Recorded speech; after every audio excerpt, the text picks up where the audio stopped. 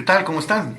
Vamos ahora a continuar con esta lectura acompañada del Evangelio según San Mateo y vamos a empezar con el capítulo 8. Tomamos nuestra Biblia y le damos un beso porque es Dios hecho palabra. En el nombre del Padre, del Hijo y del Espíritu Santo. Amén. Ven, Espíritu Santo, llena los corazones de tus fieles y enciende en ellos el fuego de tu amor. Envía, Señor, tu Espíritu y todo será creado y se renovará la faz de la tierra.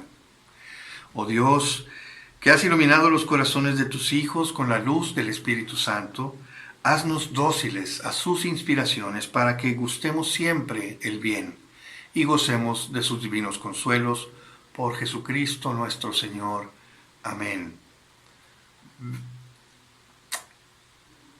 Espíritu Santo, fuente de luz, ilumina nuestras mentes y nuestro corazón para acoger esta palabra que tú has inspirado con el mismo espíritu con que fue escrita.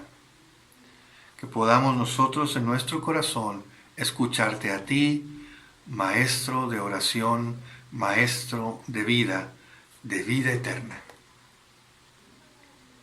En el nombre del Padre, del Hijo y del Espíritu Santo. Amén. Capítulo 8 del Evangelio según San Mateo. Cuando Jesús bajó de la montaña, lo siguió mucha gente. Entonces se le acercó un leproso y se postró ante él diciendo: Señor, si quieres, puedes limpiarme. Jesús extendió la mano, lo tocó y le dijo: Quiero, queda limpio. Y al instante quedó limpio de la lepra. Jesús le dijo: No se lo digas a nadie, pero ve, preséntate al sacerdote y lleva la ofrenda que mandó Moisés para que les conste que has quedado sano. Al entrar en Cafarnaúm, se le acercó un oficial romano suplicándole: Señor, tengo en casa un criado paralítico que sufre terriblemente. Jesús le respondió: Yo iré a curarlo. El oficial romano contestó: Señor, yo no soy digno de que entres en mi casa, pero basta que digas una sola palabra y mi criado quedará sano. Porque yo, que soy un subalterno, tengo soldados a mis órdenes, y si digo a uno de ellos, ve, él va, y a otro, ven, él viene, y a mi criado, haz esto, él lo hace. Al oírlo Jesús se quedó admirado y dijo a los que le seguían: Les aseguro que jamás he encontrado en Israel una fe tan grande. Por eso les digo que vendrán muchos de oriente y occidente y se sentarán con Abraham, Isaac y Jacob en el reino de los cielos, mientras que los hijos del reino serán echados fuera a las tinieblas. Allí llorarán y les rechinarán los dientes. Luego dijo al oficial romano: Vete, y que suceda según tu fe. Y en aquel momento el criado quedó sano. Al llegar Jesús a la casa de Pedro, encontró a la suegra de éste acostada con fiebre. Jesús tomó su mano y se le quitó la fiebre. Ella se levantó y se puso a servirle. Al atardecer le trajeron muchos endemoniados, expulsó a los espíritus con su palabra y sanó a todos los enfermos. Así se cumplió lo anunciado por el profeta Isaías. Él tomó nuestras flaquezas y cargó con nuestras enfermedades. Viendo Jesús que lo rodeaba una multitud de gente, mandó que lo llevaran a la otra orilla. Se le acercó un maestro de la ley y le dijo: Maestro, te seguiré a donde quiera que vayas. Jesús le dijo: Los zorros tienen guaridas y los pájaros del cielo nidos, pero el Hijo del Hombre no tiene dónde reclinar la cabeza. Otro de sus discípulos le dijo: Señor, deja primero que vaya a enterrar a mi padre. Jesús le dijo: Sígueme y deja que los muertos entierren a sus muertos. Jesús subió a una barca y sus discípulos lo siguieron. De pronto se desencadenó una gran tempestad en el lago de tal manera que las olas cubrían la barca, pero Jesús estaba dormido. Los discípulos se acercaron y lo despertaron diciéndole: Señor, sálvanos, que nos hundimos. Él les dijo: ¿Por qué tienen miedo, hombres de poca fe? Entonces se levantó, ordenó calmarse a los vientos y al lago, y sobrevino una gran calma. Y aquellos hombres maravillados se preguntaban: ¿Qué clase de hombre es este que hasta los vientos y el lago le obedecen? Al llegar a la otra orilla, a la región de los Gadarenos, salieron a su encuentro de entre los sepulcros 2 endemoniados. Eran tan agresivos que nadie se atrevía a pasar por aquel camino, y se pusieron a gritar: ¿Qué tenemos nosotros que ver contigo, Hijo de Dios? ¿Has venido aquí a atormentarnos antes de tiempo? A cierta distancia de allí había una gran cantidad de cerdos buscando alimento, y los demonios le rogaban a Jesús: si nos expulsas, envíanos a los cerdos. Jesús les dijo: vayan. Ellos salieron y se metieron en los cerdos. De pronto todos los cerdos se lanzaron al lago por el barranco y murieron ahogados. Los que estaban cuidando los cerdos huyeron a la ciudad y lo contaron todo, incluso lo de los endemoniados. Toda la ciudad salió al encuentro de Jesús y cuando lo vieron, le rogaron que se fuera de su territorio. Palabra de Dios, te alabamos, Señor. Bien, vamos ahora a hacer el comentario al capítulo 8 de San Mateo.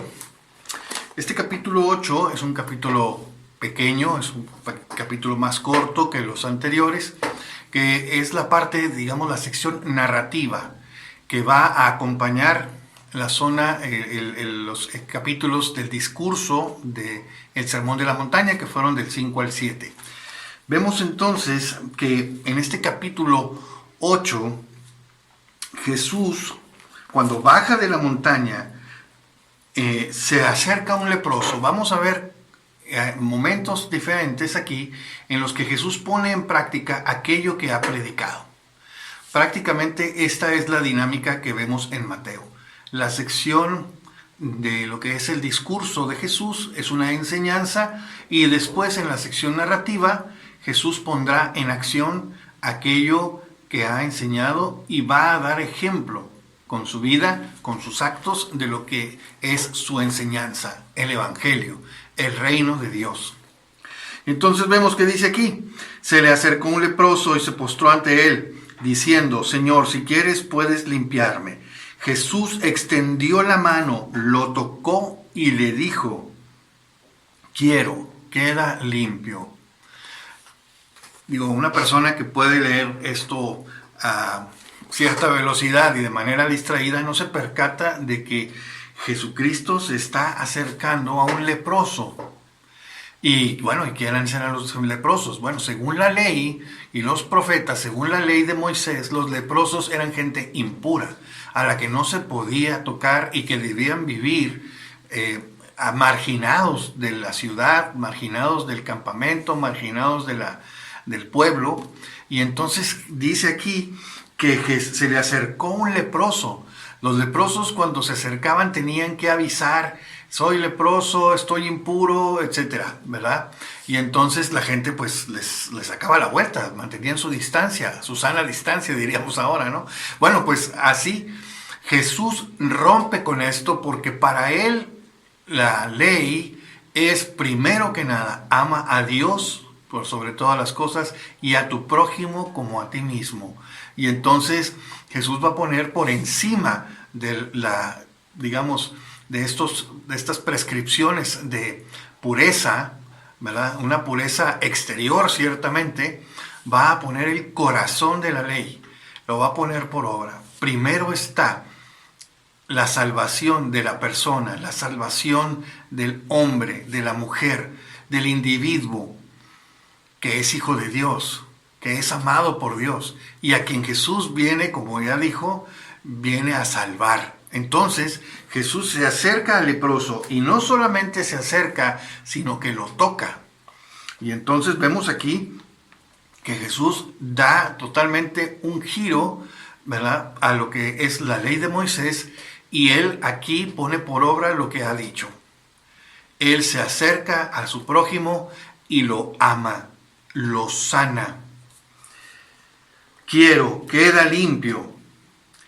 Luego Jesús dice: no se lo digas a nadie, pero ve y preséntate al sacerdote. Ve y preséntate al sacerdote y lleva la ofrenda que mandó Moisés, para que conste que has quedado sano. Entonces aquí sí, Cristo, después de haber hecho el bien, después de haber sanado a la persona, ahora sí regresa, digamos, a cumplir con lo prescrito por Moisés. Y entonces aquí Jesús nos está mostrando la prioridad de las cosas. Efectivamente, si bien es cierto que puede haber una prescripción de mantenerse alejados del pecador, de mantenerse alejado del marginado, ¿verdad?, que está impuro, Jesús primero pone a la persona, primero pone a aquel que necesita ser sanado, primero pone al ser humano y después volverá a la parte legal. Una parte legal que ahora tiene también esta connotación de ser necesaria para que la persona fuera reintegrada totalmente y de manera, digamos, oficial, de manera legal, de manera aceptada por todos, que fuera él reintegrado a la comunidad, reintegrado al pueblo. Jesús viene, nos sana, nos perdona, nos restituye. Y vele después, al entrar en Cafarnaúm, se le acerca un oficial romano suplicándole: Señor, tengo en casa un criado paralítico que sufre terriblemente. Jesús le dice: yo iré a curarlo. Fíjense, es una persona, es un extranjero, ¿verdad? Como ha dicho él también acerca de los profetas Eliseo, Elías, que fueron y sanaron a los extranjeros, ¿verdad? A Naamán y a la viuda de Sarepta, ¿verdad? De manera que eran extranjeros, y Jesús pone por encima de las barreras, digamos, étnicas o culturales o inclusive religiosas, antepone el valor de la persona, antepone la caridad, antepone el deseo de sanar, el deseo de hacer el bien al otro, independientemente de su origen y de su condición, respecto del mismo Jesús. Y entonces Jesús dice: yo iré a curarlo. Jesús está dispuesto a ir a la casa de un pagano, algo que definitivamente los maestros de la ley no hubieran estado dispuestos jamás, porque la ley lo prohibía, para no contaminarse. Sin embargo, el oficial romano contesta: Señor, yo no soy digno de que entres en mi casa.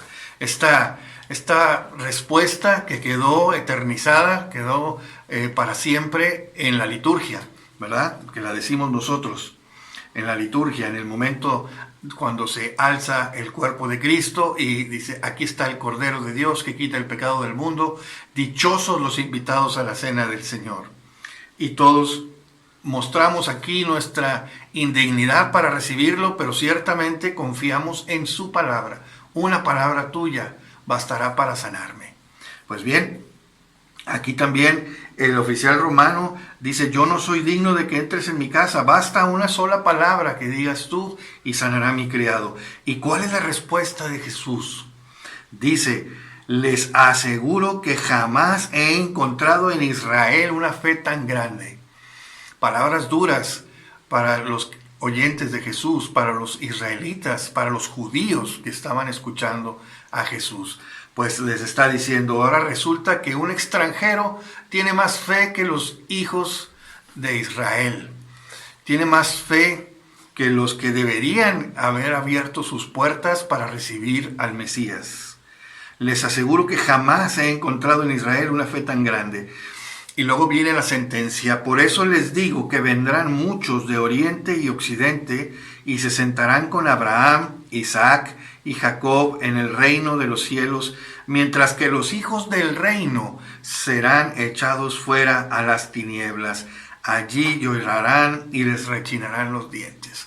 Palabras durísimas, palabras fuertes que nuestro Señor dice a los hijos del reino, precisamente a los que deberían haber recibido a Jesús, como dice San Juan en el prólogo de su evangelio, que vino a los suyos, pero los suyos no lo recibieron.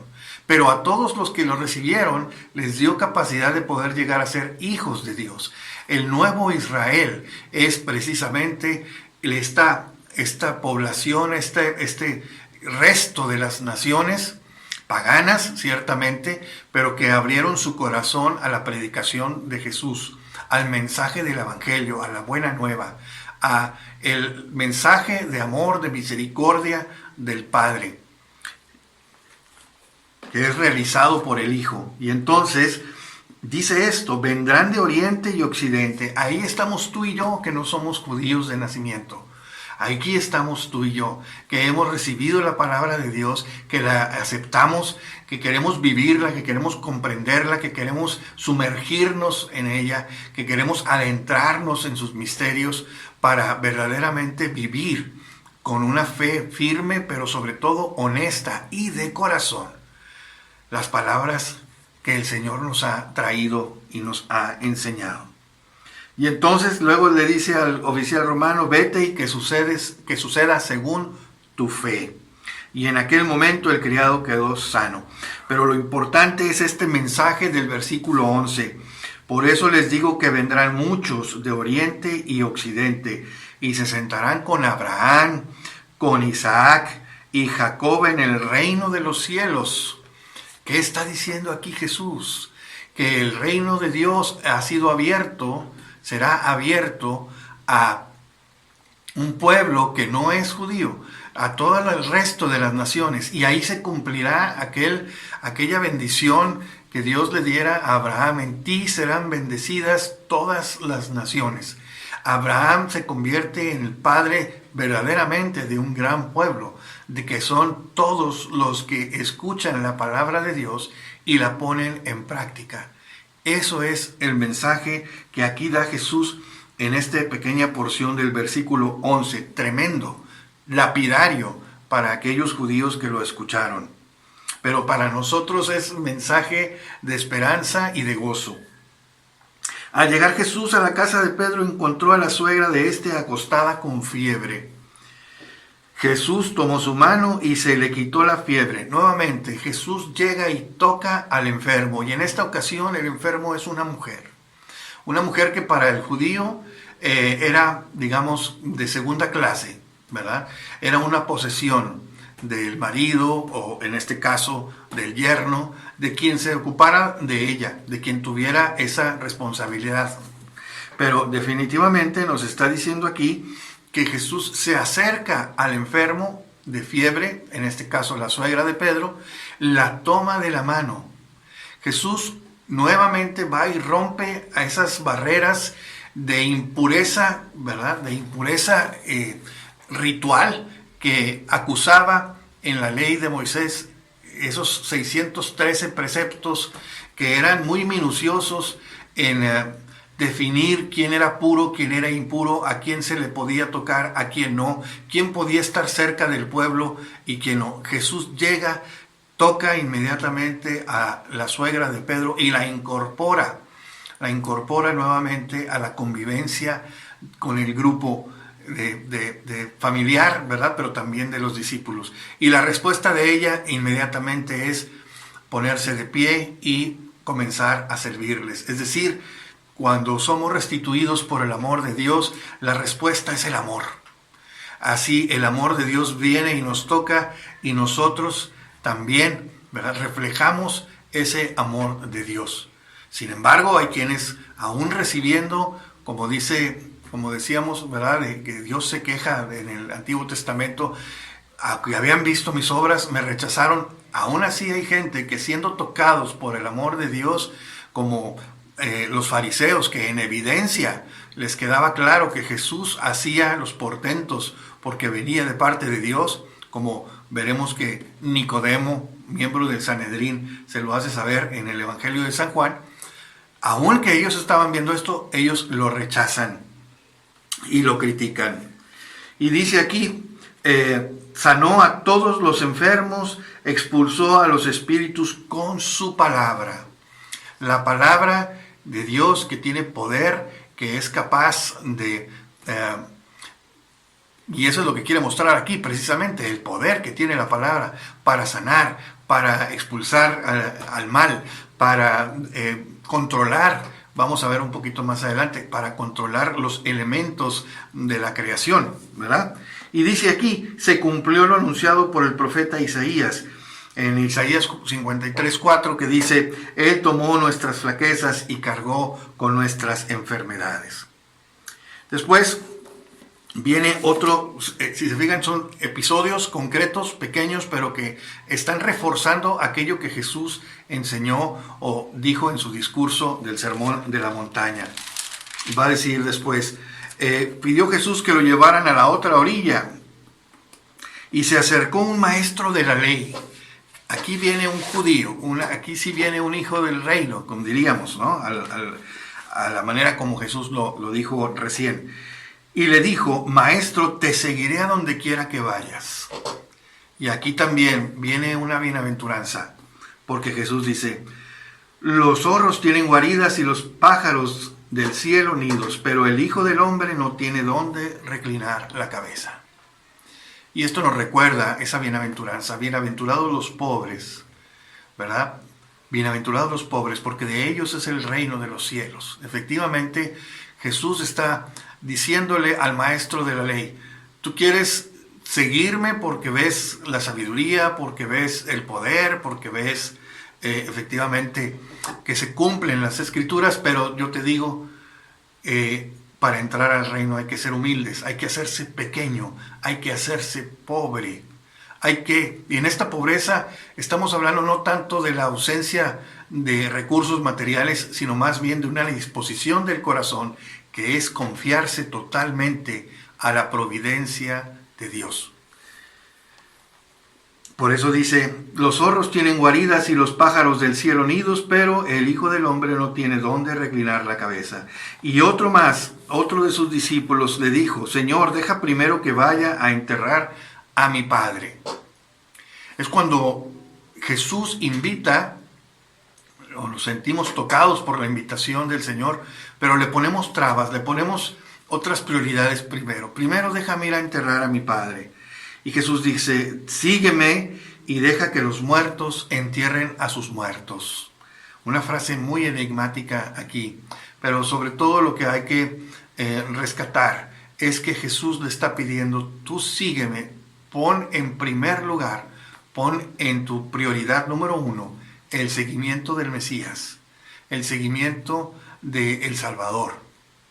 Y ya lo demás tendrá vida por sí mismo. ¿Por qué? Porque el Señor va a permear esta vida en abundancia que nos quiere dar.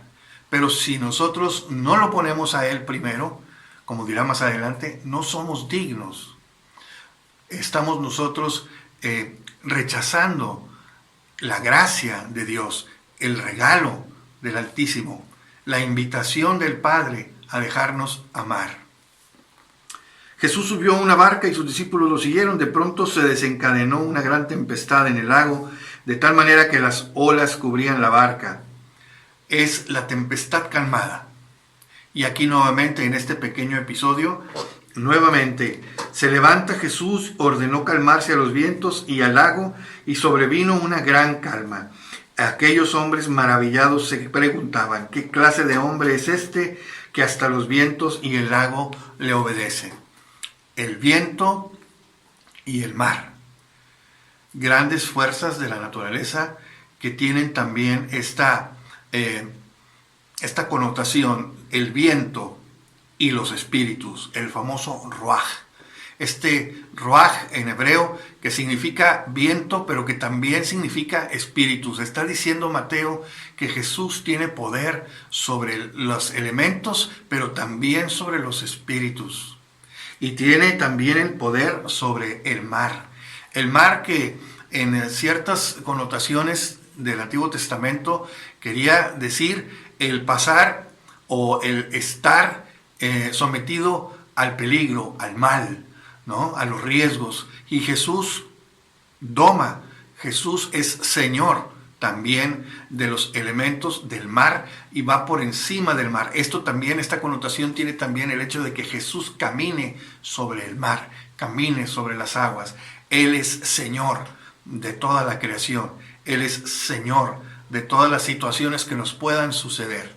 Tanto los vientos fuertes, huracanados, los peligros, como también el peligro del mar, que ciertamente es una experiencia sobrecogedora, estar en medio de un gran cuerpo de agua cuando no se ve o se ve que está muy lejos la orilla, que la orilla es esa seguridad que podamos tener.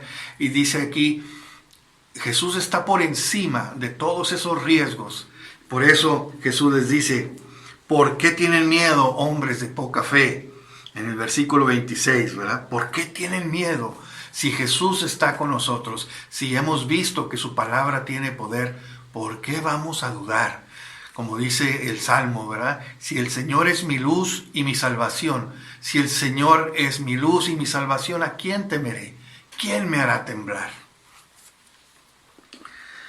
Viene en la siguiente perícopa, al llegar a esta otra orilla, a la otra orilla, a la región de los Gadarenos, salieron a su encuentro de entre los sepulcros 2 endemoniados. De entre los sepulcros.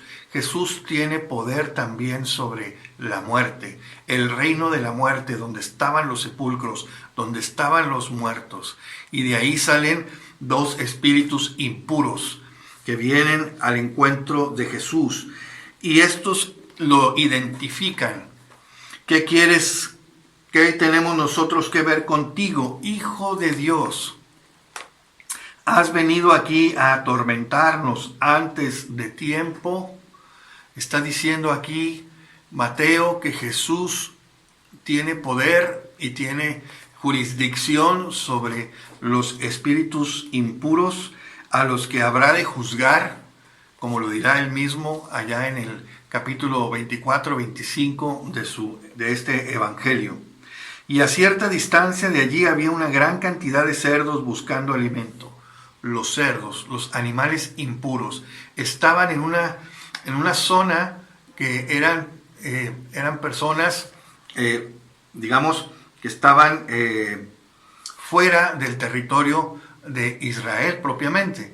Era la zona de la Decápolis, donde, era territorio ya extranjero, y Jesús tiene que pasar por ahí en su viaje por Galilea. Y entonces nos está diciendo aquí que en esta región se dedicaban precisamente a la impureza, se dedicaban a tener estos cerdos que eran animales impuros. Y los demonios le rogaban a Jesús, si nos expulsas, envíanos a los cerdos. Jesús les dijo, vayan. Ellos fueron y se metieron en los cerdos, y todos los cerdos se lanzaron al lago por el barranco y murieron ahogados, ¿verdad? La presencia de los espíritus impuros que causan el mal, que causan el daño. Sin embargo, los que estaban cuidando los cerdos fueron a la ciudad y contaron lo sucedido, y salió la gente, salieron los paganos, a rogarle a Jesús que se fuera de su territorio. Es decir, aquí Mateo nos está mostrando otra cara del paganismo, otra cara de los que pudieron haber recibido, de hecho recibieron la gracia del Señor de haber sanado a dos endemoniados, a 2 atribulados por el mal, por el espíritu y por espíritus impuros, y prefieren desechar o despreciar la gracia que Jesús les traía, la buena noticia, por preferir sus negocios, por quedarse mejor con su estilo de vida. Prefieren mantenerse en la oscuridad, en la tiniebla, donde habitaban.